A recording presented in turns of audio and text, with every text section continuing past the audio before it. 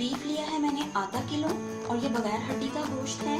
और बोटी का साइज आपने बड़ा रखवाना है क्योंकि निहारी में हमेशा बोटी बड़ी अच्छी लगती है। एक मैंने बड़े साइज की नली ली है और आधा किलो मैंने हड्डियाँ ली हैं। निहारी मसाला बनाने के लिए मैंने साबित सूखा धनिया लिया है 1 टेबलस्पून, सौंफ ली है मैंने ½ टीस्पून और 8 अदद लौंगे ली हैं। जायफल मैंने ली है ½ 1 दालचीनी का टुकड़ा लिया है, 2 बड़ी इलायची ली है मैंने, 2 छोटे बादियान के फूल लिए हैं, 8 अदद सब्ज इलायची ली है मैंने, 1 टीस्पून मैंने जीरा लिया है, 1 टीस्पून मैंने काली मिर्चों की ली है और 1 टेबलस्पून मैंने कुटी हुई लाल मिर्ची ली है। इन तमाम मसालों को मैं अच्छे तरीके से पीस लूंगी और निहारी मसाला तैयार कर लूंगी।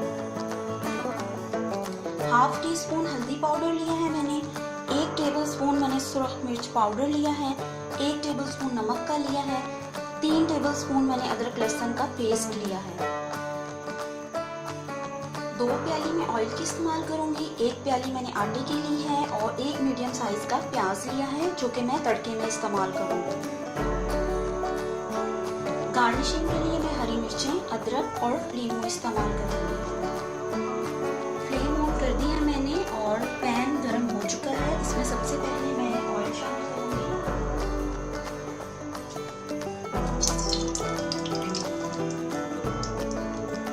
1 प्याली मैं ऑयल इसमें शामिल करूंगी और फिर इसमें मैं गोश्त शामिल करूंगी।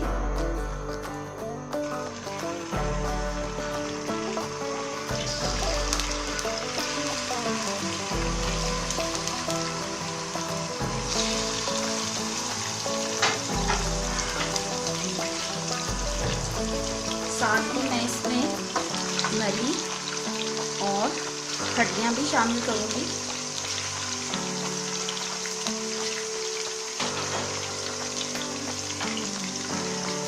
तो मिक्स करूँगी।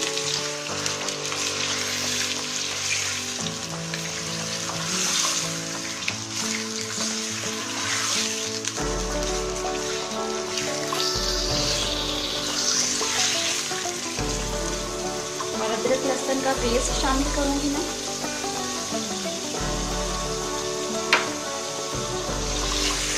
अदरक लहसुन के पेस्ट के साथ इसको मैं फ्राई करूंगी पहले।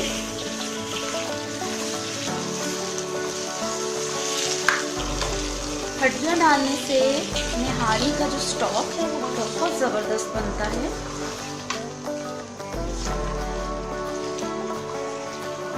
अगर हम बगैर हड्डियों के भी बनाना चाहें तो निहारी बन तो जाती है, लेकिन वो जायका नहीं आता जो हम हड्डियों के साथ इसकी यखनी तैयार करते हैं।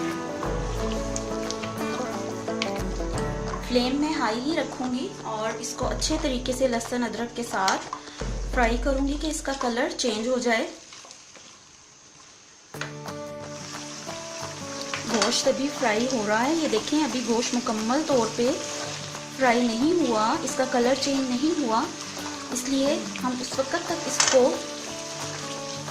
अदरक लहसुन के पेस्ट के साथ ऑयल में भूनेंगे, इसको फ्राई करेंगे ऑयल में जब तक कि इसका कलर मुकम्मल तौर पे चेंज नहीं हो जाता। और अगर आप चाहें तो इसमें घी भी इस्तेमाल कर सकते हैं, मैं इसमें ऑयल इस्तेमाल कर रही हूँ। और दूसरी बात, अगर आप इस तरीके से नहीं बनाना चाहते तो आप इसको प्रेशर कुकर में भी गला सकते हैं, लेकिन इस तरीके से पकाने से जायका बहुत ज़बरदस्त बनता है। प्रेशर कुकर में भी निहारी तैयार तो हो जाती है, लेकिन वो जायका नहीं बनता जो हम इसको लो फ्लेम में पकाने से हासिल करते हैं। इस तरीके से पकाने से देर तो बहुत ज़्यादा लगती है, लेकिन जायका भी बहुत ज़बरदस्त बनता है।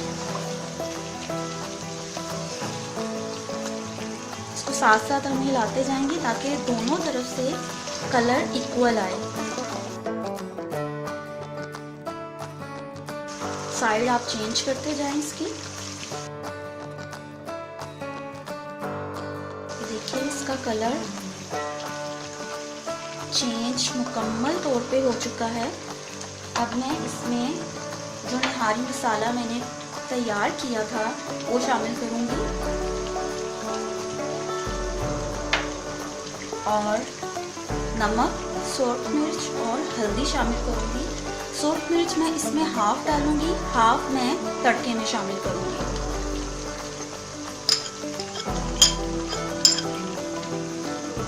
आप अगर चाहें तो ये जो पाउडर फॉर्म में मसाले हैं जब आप पीसें तो उसमें भी डाल सकते हैं। मैंने उसमें शामिल नहीं किए क्योंकि मुझे इसमें इसी तरह ऐड करना ज़्यादा मुनासिब लगता है। ये हरी मिर्चें मैं तड़के में शामिल करूँगी। जब निहारी का मैं तड़का तैयार करूँगी उसमें ये मिर्चें शामिल करूँगी। इसको अब मैं मिक्स करूँगी। अच्छे तरीके से इसको आपने मिक्स करना है। जब गोश्त हमारा गल जाएगा तो हम इसमें से हड्डियां निकाल लेंगे क्योंकि हड्डियों का जो जायका है वो अच्छे तरीके से निहारी के स्टॉक में शामिल हो चुका होगा। इसको सिर्फ हम 3 से 4 मिनट तक भूनेंगे। इससे ज़्यादा हमने इस मसाले को नहीं भूनना। मसाला डालते ही इतनी ज़बरदस्त खुशबू आ रही है। आप चाहें तो इस तरीके से निहारी मटन में भी बना सकते हैं, चिकन में भी बना सकते हैं।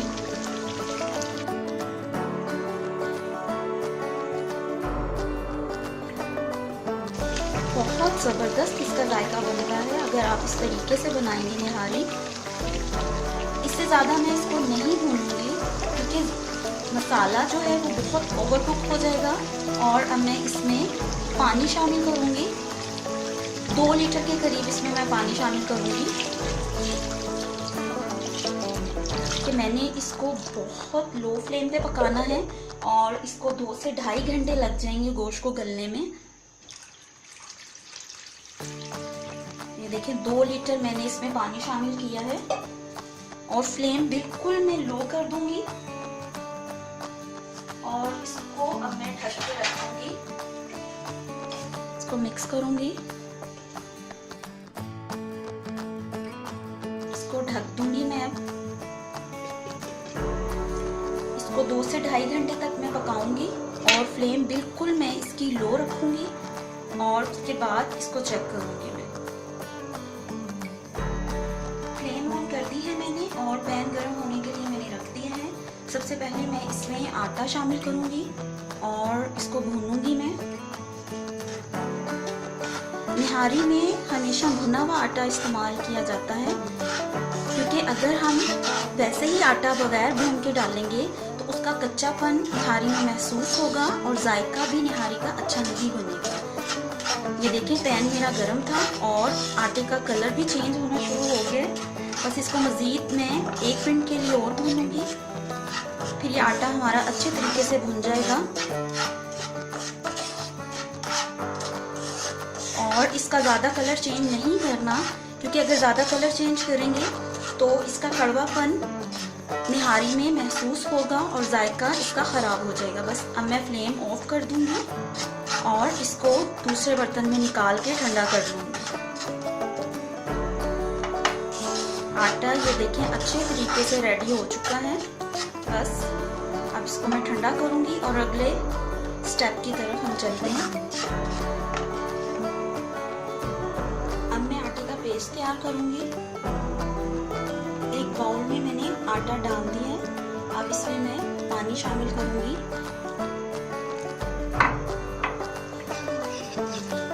और इसकी पेस्ट तैयार कर लूँगी।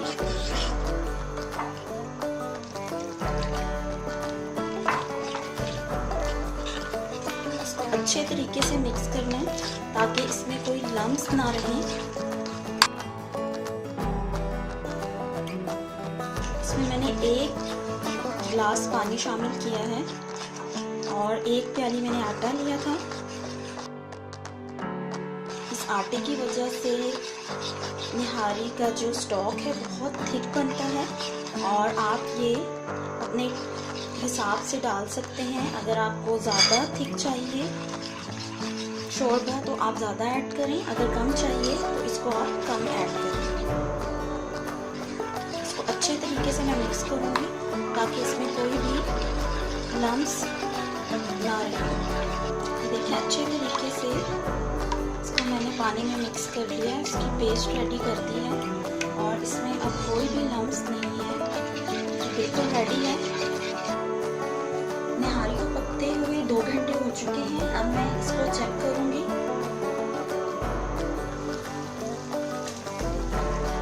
ये देखिए गोश्त अच्छे तरीके से गल चुका है और मैं अब फ्लेम हाई कर दूँगी। इसमें से मैं अब हड्डियाँ निकाल लूँगी।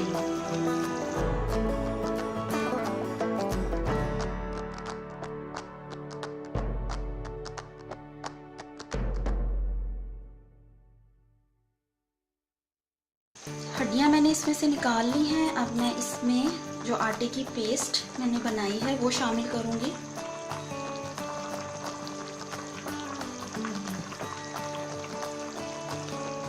इसको एक साथ नहीं डालना, थोड़ा थोड़ा करके हम इसमें डालेंगे और हिलाते जाएंगे।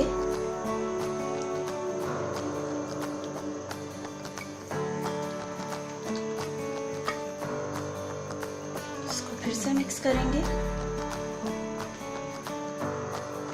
क्योंकि अगर हम एक साथ डालेंगे और हिलाएंगे नहीं तो इसमें गुठलियां बन जाएंगी।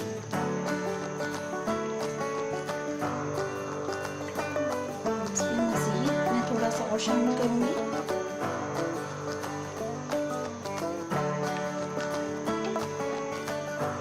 और इसको मैं हिलाती जाऊंगी। अगर आपको शोरबा ज़्यादा थिक पसंद है निहारी का तो आप इसमें ज़्यादा आटे की पेस्ट शामिल कर सकते हैं। अगर कम पसंद है कि कम गाढ़ा हो तो आप इसमें कम ही डालें। अब मैं इसको गाढ़ा होने दूंगी ताकि आटा भी अच्छे तरीके से पक जाए और इसका टेस्ट भी निहारी में शामिल हो जाए। इसको मैं ढक दूंगी, 2 से 3 मिनट के लिए मैं ढक दूंगी इसको मैं, ताकि आटा अच्छे तरीके से पक जाए और उसका जो कच्चापन है वो भी ख़त्म हो जाए। बेशक हमने इसको भूना है लेकिन इसको पकना भी निहारी के शोरबे में ज़रूरी है ताकि उसका जायका इसमें शामिल हो जाए और आटे का जायका ना आए। 2 मिनट इसको मैंने ढक के पकाया है। अब मैं इसको चेक करूँगी।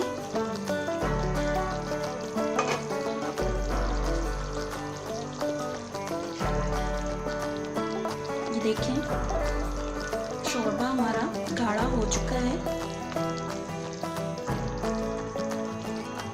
और ये जो आपको वाइट वाइट नज़र आ रहा है ये आटे के लम्स नहीं हैं, ये निहारी में जो मैंने नली शामिल की थी ये उसका गूदा है। ठीक है, गूदा नली में से बाहर आ चुका है, मुझे निकालने की ज़रूरत नहीं पड़ी। ये बिल्कुल रेडी है। अब मैं इसका तड़का तैयार करूँगी। तड़के के लिए मैंने पैन चूल्हे पे रख दिया है और पैन भी गर्म हो चुका है। अब मैं इसमें ऑयल शामिल करूँगी। ये 1 प्याली ऑयल इसमें शामिल करूँगी मैं।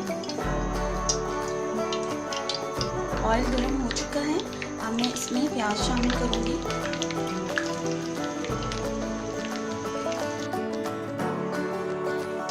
इसको उस वक्त तक मैं फ्राई करूँगी जब तक प्याज का कलर गोल्डन नहीं हो जाता और इसको हिलाते जाना है ताकि इक्वल कलर आए सब में।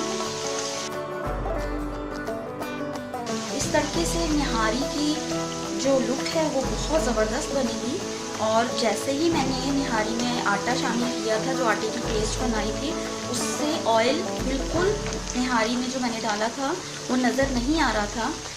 जब मैं ये तड़के का ऑयल इसमें डालूंगी तो उसकी शक्ल बहुत ज़बरदस्त बन जाएगी और तरी भी बहुत अच्छी नज़र आएगी उसमें। फ्लेम मैं हाई ही रखूंगी। ये देखें कलर चेंज होना शुरू हो चुका है। इसको थोड़ा सा और इसको गोल्डन करूंगी मैं। इसको ज़्यादा डार्क ब्राउन नहीं करना क्योंकि उससे बहुत ज़्यादा कड़वाहट आ जाएगी सालन में। अब मैं इसमें सूख मिर्च और अदरक और सब्ज़ मिर्च शामिल करूँगी।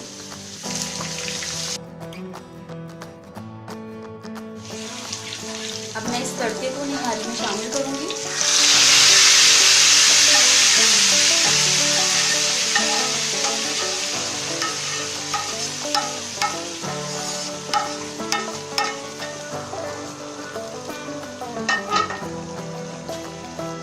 ये देखें कितनी ज़बरदस्त शक्ल बनी है इसकी। निहारी हमारी बिल्कुल रेडी है। इसको मैं अब 2 मिनट के लिए लो फ्लेम पे रखूँगी पकने के लिए। उसके बाद आपको सर्व करके दिखाऊँगी। मैं फ्लेम में लो कर दूँगी और सिर्फ 2 मिनट के लिए इसको रखूँगी। उसके बाद मैं सर्व करके आपको दिखाऊँगी। लीजिए, तैयार है बीफ निहारी। अगर आपको मेरी ये रेसिपी पसंद आती है तो इसको लाइक कीजिए, मेरे चैनल को सब्सक्राइब कीजिए।